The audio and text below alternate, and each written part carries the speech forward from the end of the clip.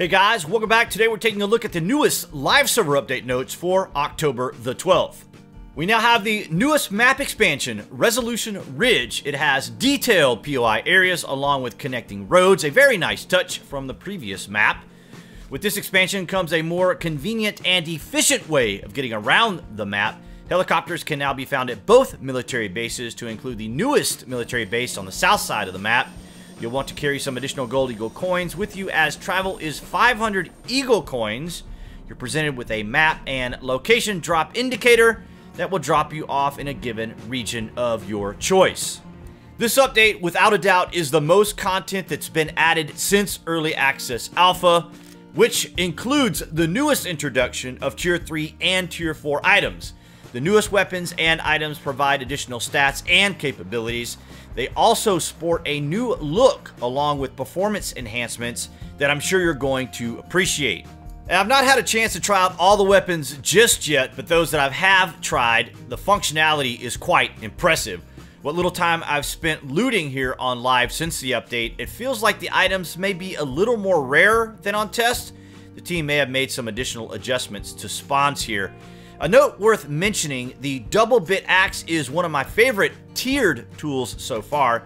It cuts down trees in just 6 chops versus 8 or 10. With the fire axe or wood axe, you'll most likely enjoy the harvesting capability.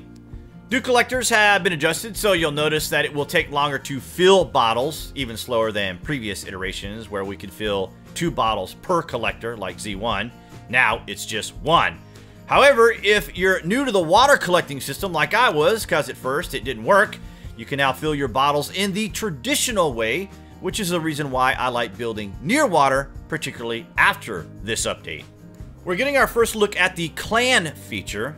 You can find it by clicking on your inventory button, then click on clan to create. You then choose your name and click create. This feature also includes the new permission system and ranking, so you can select how you want to distribute it among your clan members.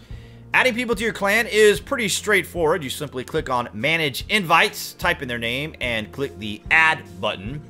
They'll receive a message that lets them know that they've been invited.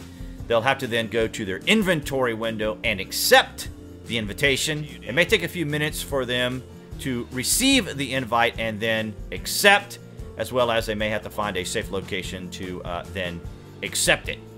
The clan feature also makes it a lot easier to form groups. All you have to do is click on the handshake icon, and it will quickly form those invited into a group. For those who have been asking for it, we now have walkie-talkies in the game. You can find them just about anywhere on the map. I've seen a good many of them at campground areas personally. Simply open your inventory. You'll see the function at the bottom of your screen. Click on the power button and cycle through the various channels, very much like the radio from Z1. You'll want to be aware that using your sleeping mat will now require that you pick it up after resting. It no longer has the auto pickup feature. If you're wondering why you're seeing so many mats throughout the map, it's probably because someone didn't pick them up. The crafting list now includes the new chain door lock. This will allow you to claim a particular structure as your own. Its functionality seems to vary. Despite being able to go prone and go under to get into a structure, you'll just be stuck on the other side. In PvE, there isn't any way to destroy these locks. The new /stuck command, which was introduced in this update, may help. You'll also want to avoid logging out inside a structure because someone may have put a lock on the doors. The crafting list also includes the new capability of combining gas containers, which will help reduce your inventory load and make it more convenient to stack your volumes until your gas containers are full. Another very significant mention about this update is the introduction of the long-anticipated Katana. The Katana is one of many new melee weapons in the game, including the Cavalry Saber, Bowie Knife, and Spiked Pipe. You're probably going to enjoy the performance and efficiency of these new melee weapons, as they allow for a better and wider damage field of attack. As far as I can tell, the Katana and Saber seem to have a very nice wide arc damage ratio, so these newer items will make slicing and smashing through zombies a lot easier and much more fun.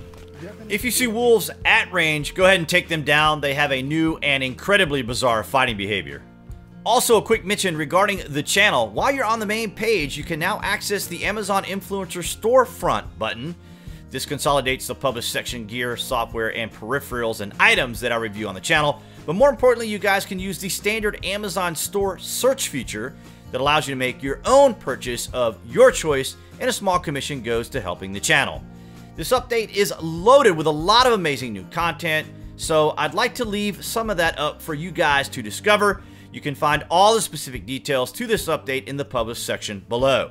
You can also get additional information about the new update by visiting my friends at the H1Z1DB website, a comprehensive database of game-related news, information, recipes, and interactive maps. Be sure you add them to your bookmarks. You'll find a lot of incredibly useful information there. There are a lot of interesting ambient features that have been included in these recent updates that you'll probably find interesting as well. I know there's been a lot of discussion concerning day and night cycles. Currently, it appears that days are 45 minutes long and nights are 35 minutes long. Night can always seem longer because you're more cognizant of the fact it's darker, which creates more of an awareness since you can't see as effectively. I welcome your thoughts, as always, comments, opinions, and suggestions in the published section below. If this is your first visit to the channel, welcome.